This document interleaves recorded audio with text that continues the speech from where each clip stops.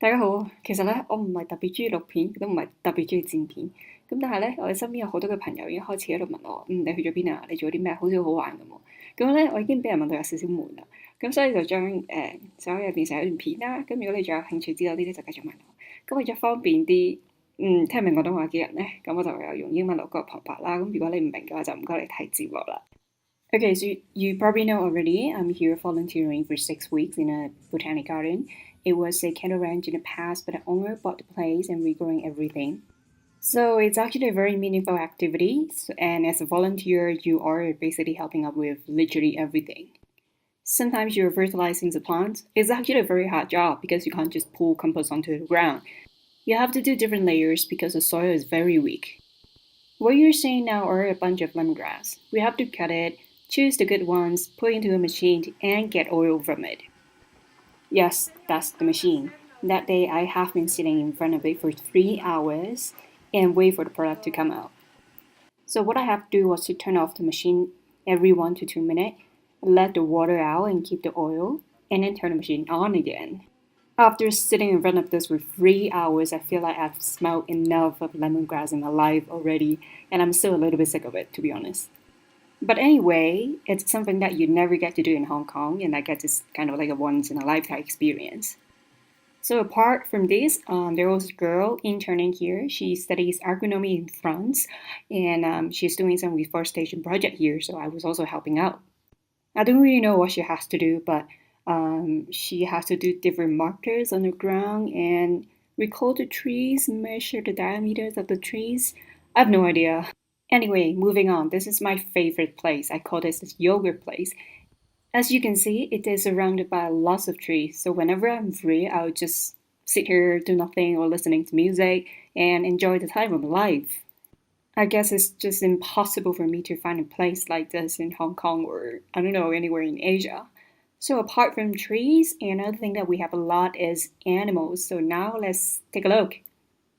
First, I'm showing you the monkey. His name is Abu, and he can be a sweetheart and a badass at the same time. To me, he is only cute when he eats. Or maybe when he wants companion and he's like, okay, please continue, humans, I want that. Okay, I know he can be very cute, but I don't like him when he pees everywhere. So my favorite animal here is actually a parrot whose name is Polly. He is always hungry and it's like every 5 minutes he'll just come to the kitchen or to the room to find you for food. Sorry, this clip is vertical, but that day he would just walk himself way up to my shoulder, and I just find it's just super cute for him to do that. I think we became friends ever since that day, and we spent a lot of time together. Or more like me kidnapping him, sorry. We also have two other parrots, Lorena and Mateo. Lorena is actually quite noisy, and I suspect that the only human word that he knows is hola, and that's it, let's just waver it.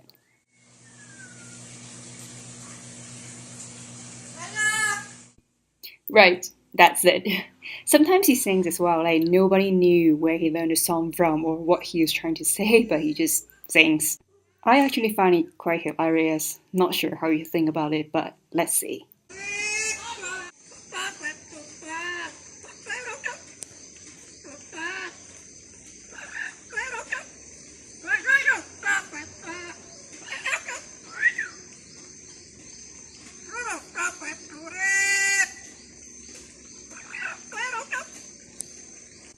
It may be a little bit annoying to you, but I guess hearing this, you know you're living in a rainforest, so that's great. Another thing that we have a lot is spider web. It's everywhere on your way. And it's not very fun when it sticks on your face or in your mouth. We also have a lot of exotic insects like this one, I have no idea what this is. Or a bunch of very hardworking ants. I realize they love carrying corn and popcorn a lot. We also have a lot of grasshoppers, and their eyes are actually quite big and a bit scary as well. And they like resting at really strange places. I mean, you got a lot of places to rest while here. Anyway, as long as it's happy. I don't know if this is butterfly, but it somehow landed on my hand, and I love its transparent wings. It looks really pretty. And next, we got something slightly more disgusting. I mean, if it's not moving, I didn't even know it's a living object, but good to know you, I guess.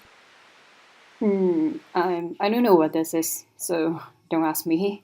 But we got a lot of this. And a bunch of ants. They come out at night in the kitchen and we don't know where they're from. So for the next one, they fried it and they eat it. I've never tried, so don't ask me how it tastes. It's slightly disgusting. Okay, enough animals. Let's go somewhere else. Here it's a place called Baños. It has a lot of waterfalls, as you can see. So this is the most famous one. It's called the Pylon de Diablo in Spanish. I think it means something devil in English, I guess. And it's not easy to go up like this and go down like that. Yeah, I hurt my head lots of times. And I was like having a full shower along the way. Another famous spot is a place called Casa de la Bo in Banos. So everyone comes here for the swing, and it has a really bad weather that day, so you can't really see. I'm not posting my video, but I'm gonna post someone else. As you can see, he was holding the swing really tight, so in case you fall down from that swing, it's basically the end of your life, so good luck if you try. I've also been to another city called Riobamba. It's a place where you can see the tallest volcano in Ecuador, which is called Chimborazo. I don't know why I didn't take any video of that volcano, but that weekend there was some festival, so they were celebrating and having different parade. It's actually really cool, so let me just show you a few of my favorite ones.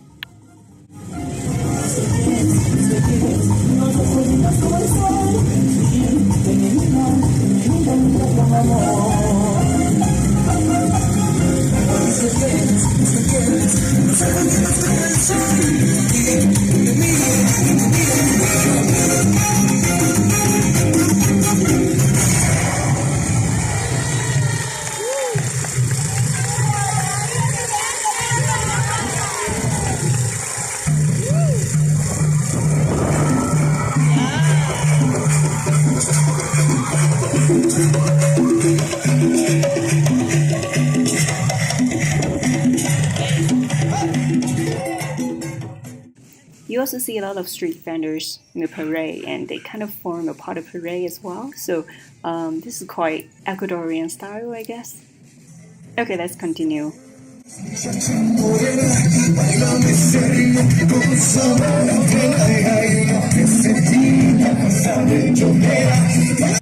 And for this one, the reason I'm posting this is because I love the school uniform. I think they have much better school uniform than we do in Hong Kong.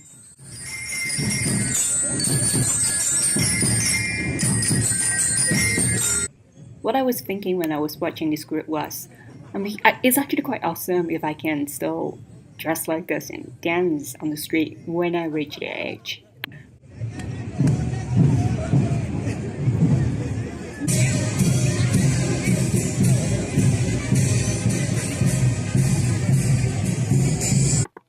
Okay, so this is called the Guayusa ceremony in Ecuador. They would get up at like 4 a.m. to make this tea, so it's like the green tea in our culture. They were also introducing us about how they found this tea at the first place. It has a long history already, and they were saying their ancestor, one day they were hunting in the forest. Somehow they heard the trees talking to them, so they thought it means something, it's a sign from God. At first, the tree didn't allow them to get it, so they have to ask for the permission from the mother of.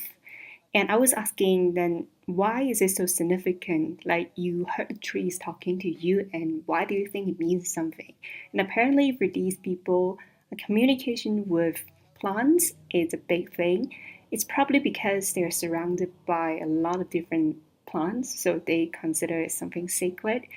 But anyway, this ceremony was done in a reserved area, so I was quite lucky to try this out. So it's the end of my 6 weeks, and I'm finally back in Quito. And as always, there are a lot of street vendors. I think it's kind of a South American thing, but yeah, let's explore them together.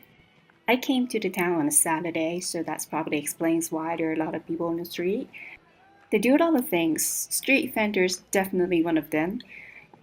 They also got street dancers. They're really good. They're probably one of the best that I've ever seen in my life.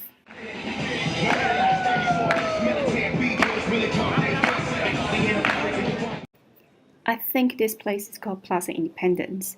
It's the center of the old town, And to be honest, a lot of places here in South America actually remind me of Europe. It's just way more lively than Europe. And next is my favorite cafe here so far. Nice ambience, nice chocolate. I had a really good chocolate. I mean, it's probably the best that I've ever had in my life. And a chocolate cake, and they only cost $6, which is considered quite pricey here, to be honest. And of course, I took a look at how people make chocolate here, because if you know me well enough, I really love chocolate. This is a must-go place in Ecuador.